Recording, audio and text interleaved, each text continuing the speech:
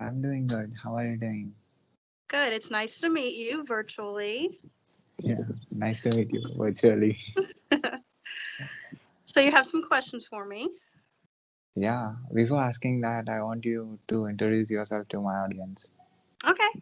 I am Angela M. Robinson, and I have actually been a teacher in the public school system for many years, but I've also been secretly writing in my spare time, and I have an English degree, and it's something I've been wanting to do for a while. So a couple years ago, I said, I'm actually going to do this. So I started to write, and I've published 4 books. My fifth one will be coming out in a few months. So I'm no longer a teacher. I'll always be a teacher at heart, I think, but now I'm focusing mainly on my writing. Awesome. So, teaching to writing. Yes. Yes. Awesome. And I've always been writing. People will say, well, when did you begin, writing? As soon as I learned how to write, I was writing, my own stories and poetry and songs and books. And so I've always been writing. I just haven't always been publishing. So for the last few years, I've actually been publishing now. So, Awesome. So, 4 books. Can you tell about that? I mean, you didn't yeah. said the place where you live. Yes, I'm on my property in Ohio, and it's starting to be fall. And it's in Ohio, it's one of those things where you can wear a sweater in the morning and then it's hot in the afternoon. So it's a beautiful day in Ohio. And my first book Your is, place name, I'm, your country and your oh, I'm in state. Ohio in the United States. Okay, okay. Yes, United States and the yes, state. Ohio. Ohio. Okay, okay. Now go on. You can tell about your books. Yeah. Okay. Well, this book is really important to me because it's written. It's fiction, but it's based loosely on my father's story of the Vietnam War, and he served in 1966, and he got out in 1968, and it is a time in our country that is kind of similar to now. It was a lot of social unrest and a lot of protesting and things that are going on right now, but it was also going on back then. And a lot of people didn't support the war at the time, and the country was really kind of like it is right now, split in half, on their opinions. And they actually, my father didn't choose to go, but he was drafted. So his birthday was called. You were called according to your birthday, and if you were lucky or unlucky, and they called your birthday, you had to go and fight, and it wasn't something you had a choice to do. And some people chose to flee the country. Some went to Canada.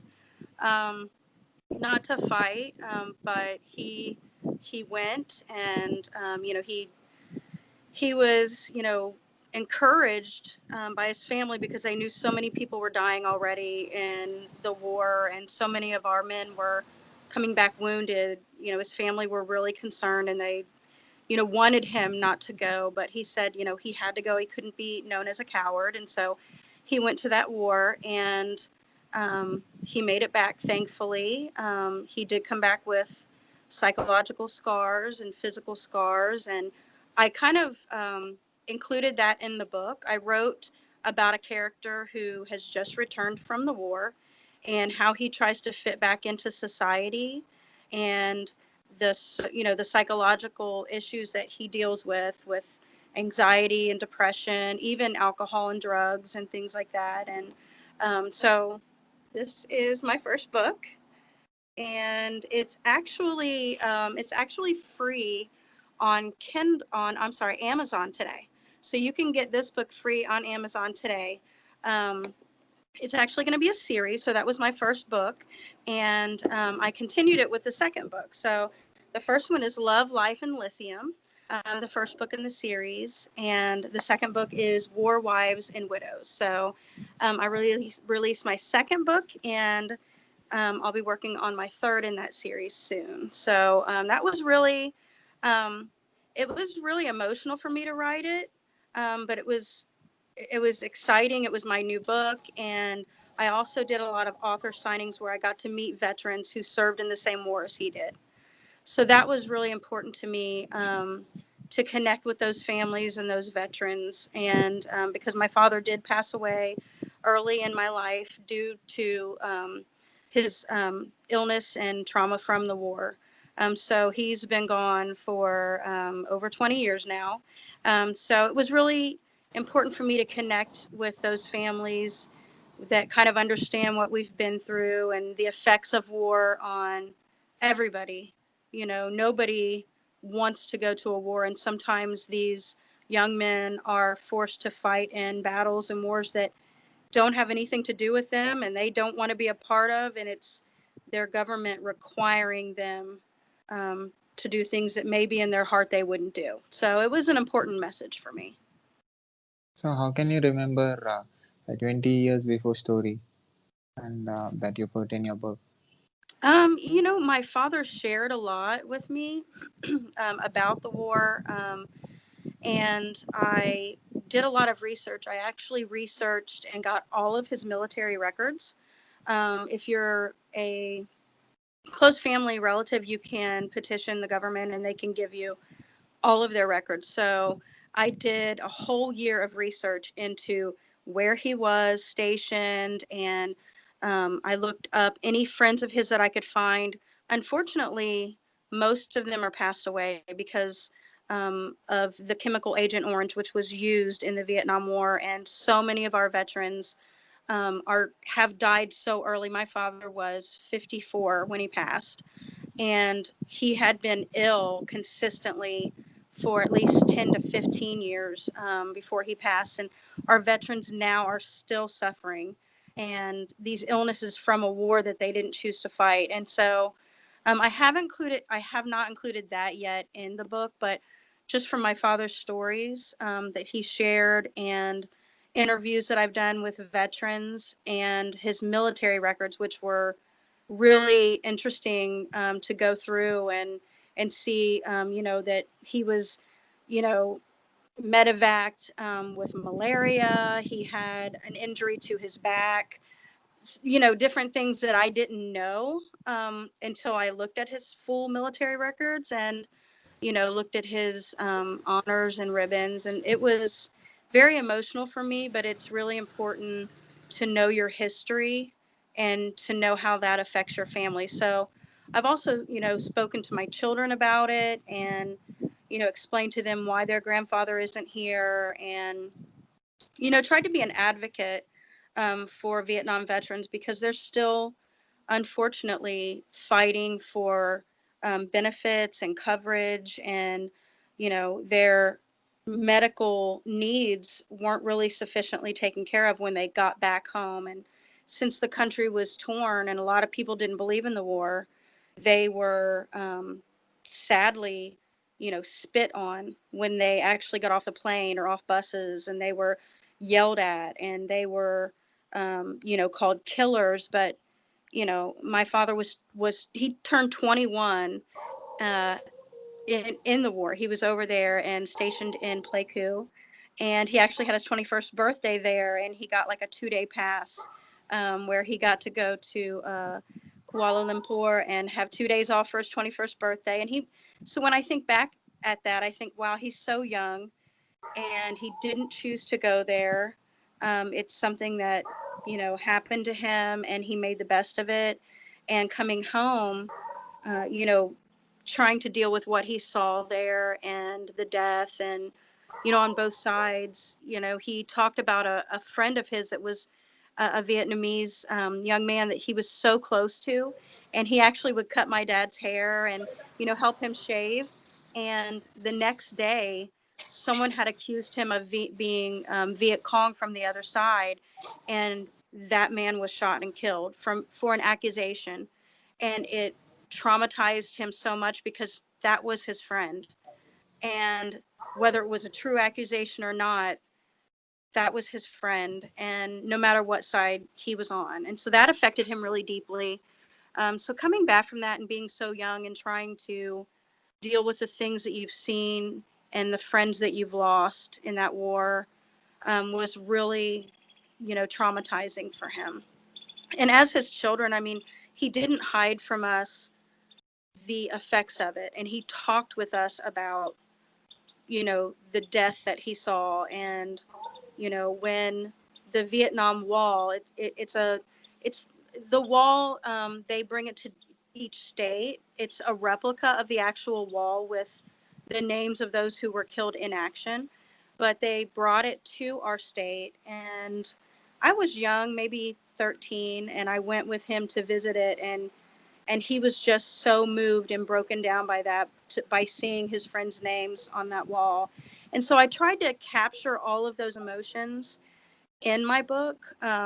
The main character's name is Robbie, and my father's last name was Robinson. And so in the military, they nicknamed him Robbie as a short nickname for Robinson. So the main character is Robbie, and it really goes through how he's trying to get, um, you know, back into normal life, and how it affects his relationships, depression, anxiety, and just kind of coming to terms with everything that he experienced. So it's been, um, for my first book, it's done really well. The first one has actually been number 6 in war history on Kindle. So I woke up one morning and I saw that, and I'm like, oh my gosh, it's like number 6 bestseller. I literally screamed. And my family ran in like, what is wrong? And I couldn't believe it.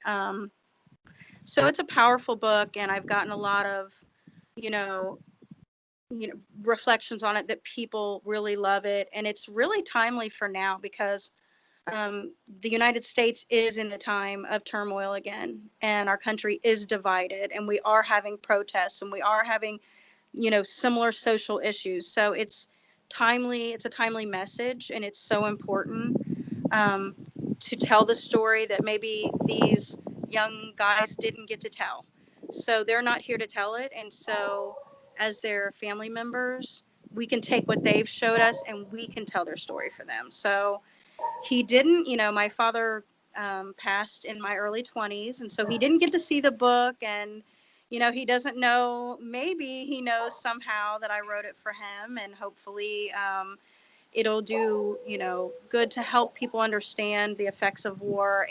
But it's written in a fiction, so you're kind of in the story, and there's flashbacks to the war, and kind of draws you into that. So hopefully it's entertaining, and it's exciting and riveting, but it's also a really great message too. So, that was exciting, and I hope to continue writing about this family, which is not, it's not autobiographical at all. I changed names and places and things, so I don't want people to think everything that happened in the story, happened to me or him. I was creative with it, but took like the foundation message with that. So it was really important to write, and I hope everybody enjoys it. And like I said, the first book is free on Amazon Kindle, so everybody's welcome to check that out.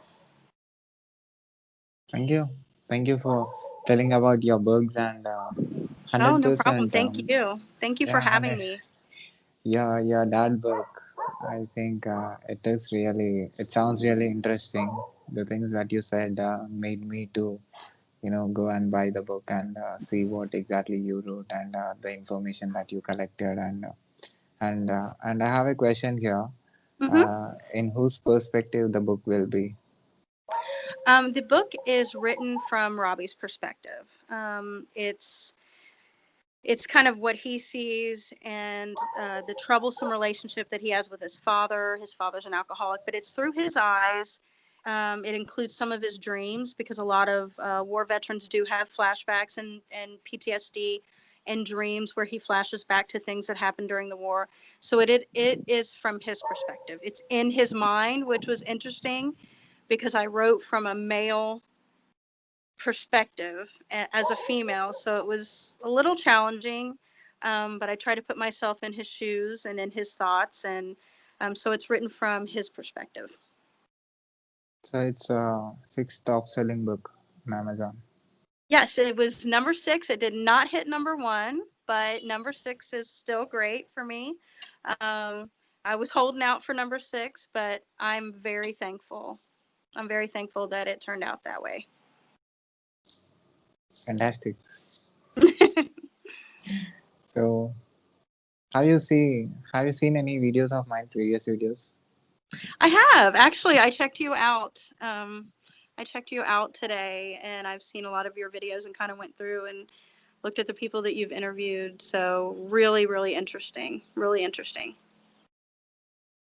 Do you have anything to say to the people who watches this video from anywhere on this planet? Just to check out your videos are really interesting, and I like how you are interviewing different types of people. So, an author, a musician. It's not just authors; it's a lot of different personalities, and from different countries and from different perspectives. I love that. It's really kind of bringing everybody together. So that's really interesting. Any good message to the people who watches this video? I know it's really troublesome times in the world right now with the pandemic and everything's a little bit crazy, but the most important thing, the most powerful force in the world, I believe, is love. And it's so powerful. So send as much love into the universe as you can. Just surround people with it. Just audacious, raw, so much love that it makes you nervous, and it's the most powerful force in the world. The last line I said to my girl, I'm sure my girl watches this video who lives in different country now. Mm-hmm. Love is the most powerful thing on this planet. I said this Oh and my you said this. gosh. Oh my gosh. So it's destiny. We're supposed to have this interview. Love is the most powerful force in the world. So that's my message to everyone, to give that love to others, to live in it, to just bathe yourself in it, saturate yourself in it. And even though we're going through trying times, love is our answer. I'm sure you'll be being loved and you will love. Yes. Yes, exactly. Thanks again for coming. Can I put this video on my YouTube channel with your permission? Sure. Thank you. Thank you for having me. It was really nice to meet you. Yeah, take care. Keep going, keep writing. All right. Thank you. Bye. Bye.